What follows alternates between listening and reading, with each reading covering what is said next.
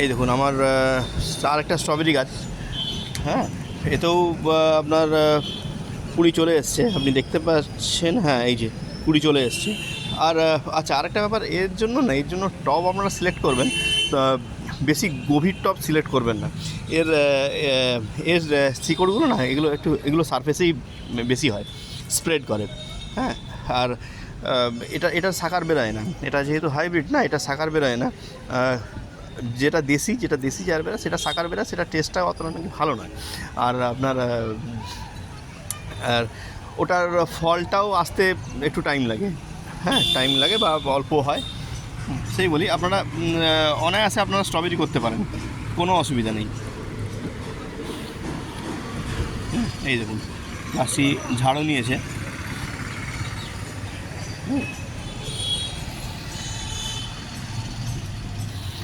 আচ্ছা হ্যাঁ, মাঝে মধ্যে আবার হিউমিক অ্যাসিডের দানাও দেবেন। আপনারা দেখতে পাচ্ছেন কি দানাগুলো পড়ে আছে, হিউমিক অ্যাসিডের দানা বা হিউমিক অ্যাসিডের জল 15 দিনে একবার দেবেন। এই গাছ খুব পছন্দ করে। দেখুন কত ঝাড় হয়েছে, এই তো 2 দিন হলো বড় পটে লাগিয়েছি, হ্যাঁ। এই পটটা আলাদা রকমের, একটু ওপরটা চওড়া আর শর্ট হাইট।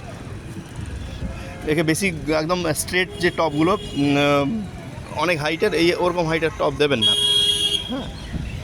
আবার পিটুনিয়া পটেও হবে না, পিটুনিয়া পটে আচ্ছা দেখতে পারেন পিটুনিয়া পটে, তবে একদম ফ্ল্যাট হবে না, এই জাস্ট একটু শেকড়টা থাকবে আর ওপরের দিকে স্প্রেড হয় এই গাছটা।